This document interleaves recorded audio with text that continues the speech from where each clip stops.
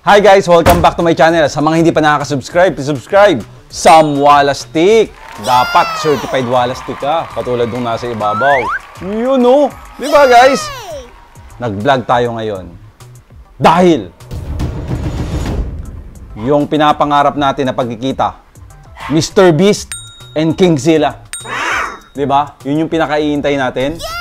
2 years old sa 8 months. Kaka 8 months lang na si Kingzilla. Diba? Anong sarap tingnan nun, no, guys? Napakaganda. Pero, ano na nga bang itsura ni Kingzilla, guys? Yung hinihiling nyo din. Yung tuli. Diba? Ano yung tuli? Yung crop. Ang dami nagtatanong sa akin, pwede ba ang adult i-crop kahit na matanda na siya? Baka makunat yung tenga, baka hindi na kaya. Alam mo yon, sasagutin natin yan, syempre, diba? At ano ang fast healing? Anong gamot? Kasi pag yan, kahugupit lang. Sabi ko sa inyo, kakamutin ang kakamutin yan. Dapat kailangan mo ng fast healing na pang-spray. Siyempre, sabihin ko sa inyo yan. Gusto nyo bang makita? Si Kingzilla. Si Kingzilla muna tayo. Okay? Game na. Please welcome, Kingzilla.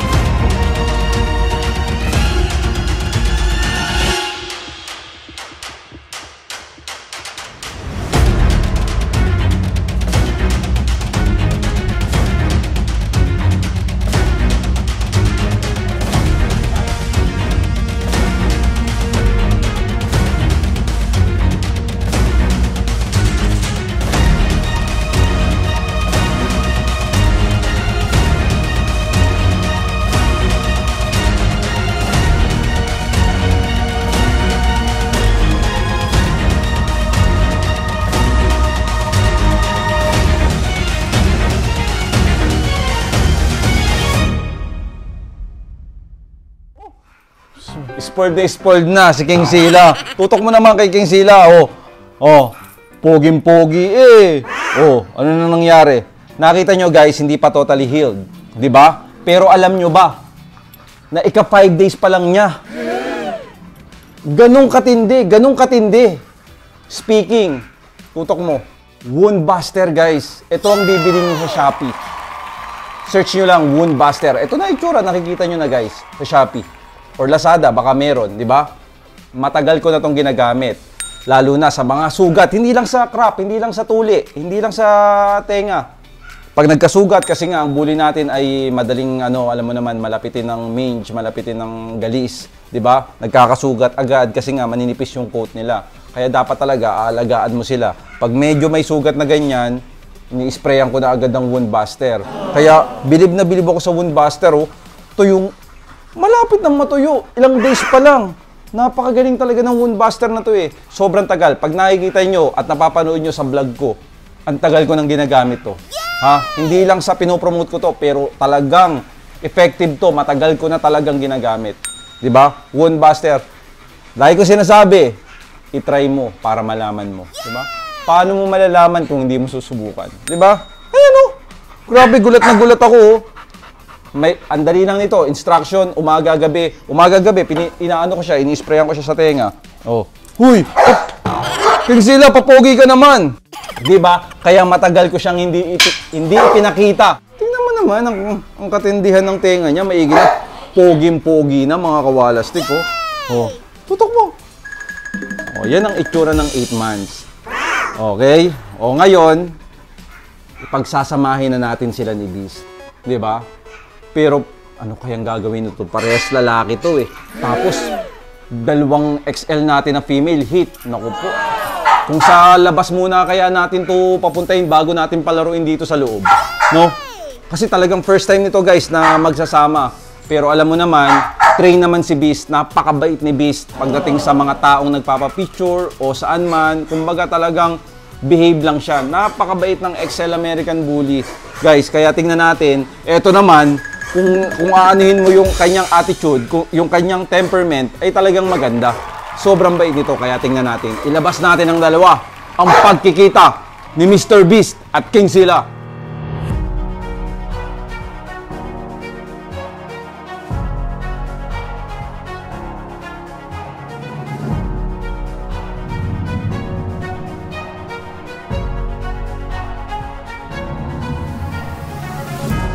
Guys, ito na ngayon, ang itsura nila. Hindi nagpapansinan.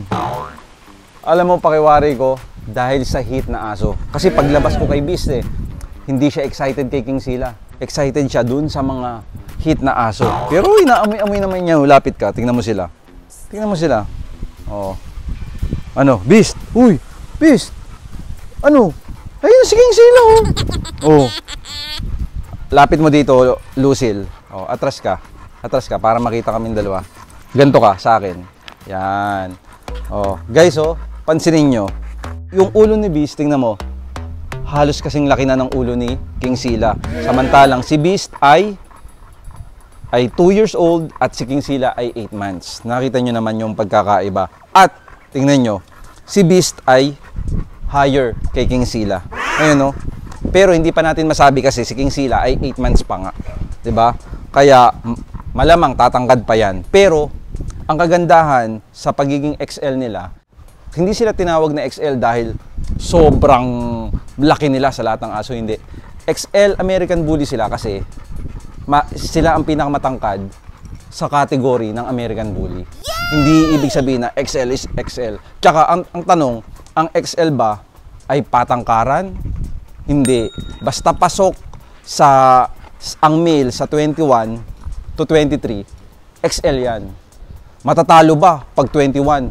Matatalo ba ang XL pag may matangkad na XL? Pagdating sa show, ang sinasabi ko, hindi. Basta pasok sa height, hindi i-judge ang height. Basta pasok. Basta 21 to 23 ang male na inches from here hanggang dito, sinusukat yan So, ang magiging height dapat ng XL ay sa male ay 21, sa female naman 19. So, yun ang titingnan natin. Well, sinukat natin si King Sila, 21 na siya, 21 inches na siya. So, pasok na siya sa pagiging XL niya. Pero hindi katulad nito ni Beast na malaki matangkad, di ba? Matangkad. Oh. Tingnan mo naman si King Sila. Tingnan mo naman si King Sila. Ano, Beast? Oh, pinapagaling ni Beast yung tenga ni King Sila. Puro laway na, tingnan mo. Ano, kala ko naman magkakaangasan kayo, Beast. Kengkoy pala yung magiging ni King Sila. Oh, yun ang bait nung tito ni King Sila, si Beast, ang bait, guys, ang bait, tingnan mo. Ano, King Sila? Alam nyo, guys, ngayon lang sila nagkita. Ngayon lang sila nagkita, pero mabait talaga. Mabait talaga si Beast at si King Sila. Makikita mo naman yan. Ay, tingnan mo si King Sila, parang tatay niya si Beast. Oh.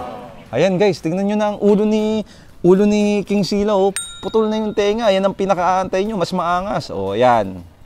Mas maangas talaga. Si Beast, ang bait naman ni Beast, Beast. Sus Mario Joseph. Beast, ano? King Sila, okay ba? Nakikiliti. Lakad tayo. Para makita nyo ang kaangasan nila. Tara, come.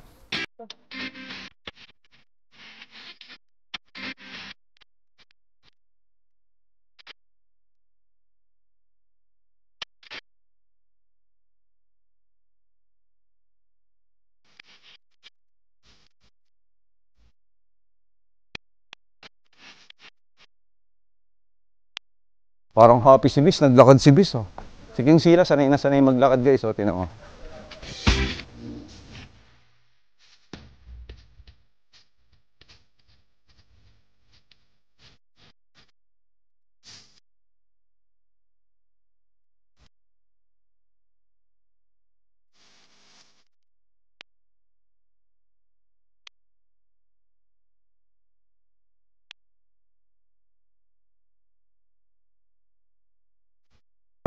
Grabe naman.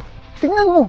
Oh, hingal na agad. Pero hindi, kayang-kaya nila yan, guys. Sabi ko nga sa inyo, ang American Bully ay napaka-versatile. Kung gusto mong mag-exercise, maisasama mo sila. Kung gusto mong sa loob ng bahay, go. Diba? Kung gusto mong sa labas ng bahay, go. Walang electric fan?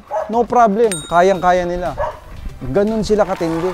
At pag naglalakad ka, nakita mo naman, mapapatingin talaga yung tao. XL American Bully ba naman ang kapit mo? Matindi sa matindi, di ba? At nakita nyo naman habang naglalakad, hindi mo maiiwasan na mahatak ka. Kasi hindi mo talaga alam kahit train na train pa yan. Hindi mo talaga alam kasi pag may nakita yung aso, di ba?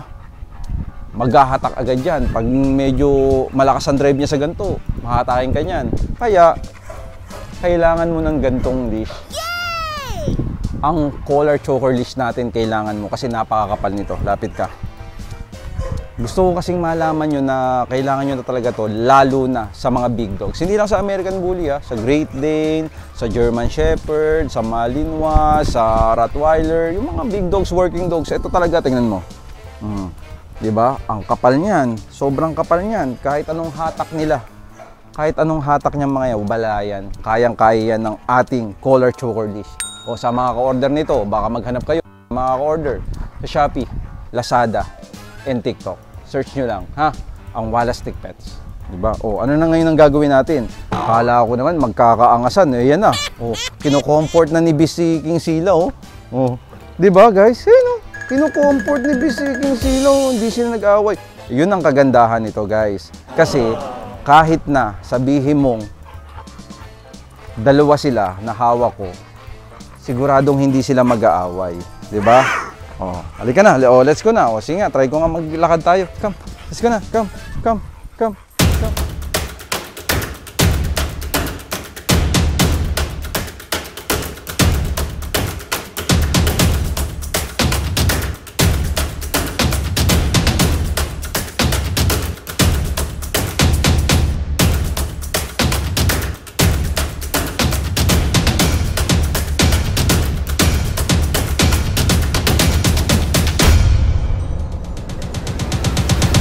Sila.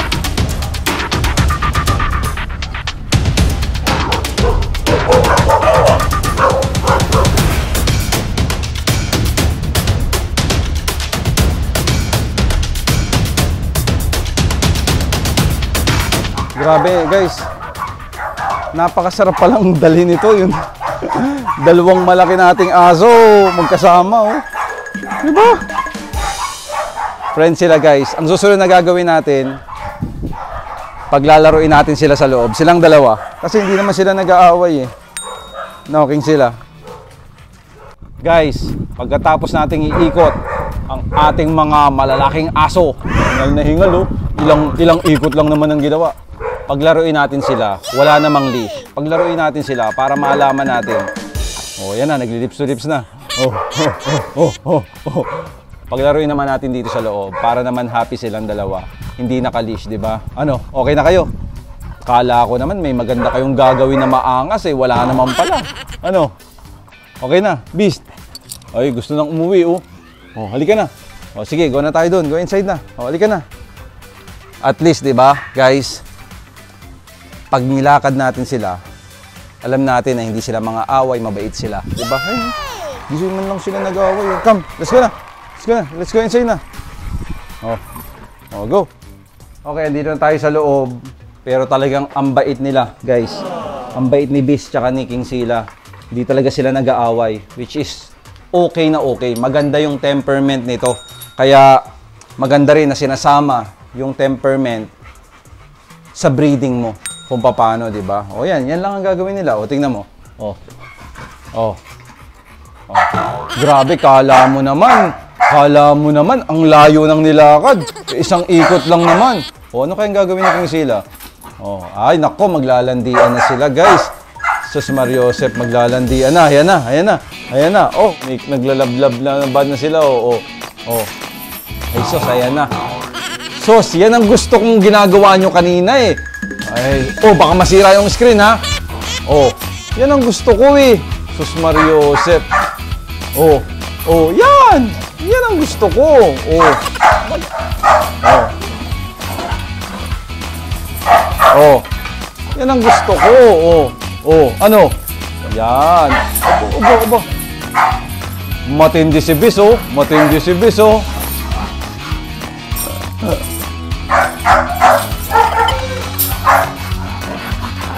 Ay! Ayun na nga. Ayun na nga ang nangyari. Thankful ako. Thankful ako na tingnan mo naman sila. Napaka-amo talaga. Talagang mapapatunayan mong napakaganda ng temperament. Ang sarap i-breed, 'di ba? Kasi ang hirap na mailap yung aso eh, 'di ba? Mahirap. Kaya napakagandang isali sa programa mo, 'di ba? Pero nakita mo naman ang kaibahan. Si Beast, ang laki talaga ang laki talaga ni Beast, nakakatuwa rin si Beast, no? Kaya lang pinag-retire ko na sa pag-show eh. Dahil nga ipipet na lang natin siya, ilalakad-lakad sa labas, magdi-date-date kami ni Ma'am Yen, hawak-hawak namin si Beast, ganun na lang ang mangyayari diyan kay Beast eh. Pero si King Sila ang nire-ready natin. Ano, hinayaan natin guys. Hinayaan natin maglandian sila dahil yun talaga yung inaantay natin. Nakakatuwa, no?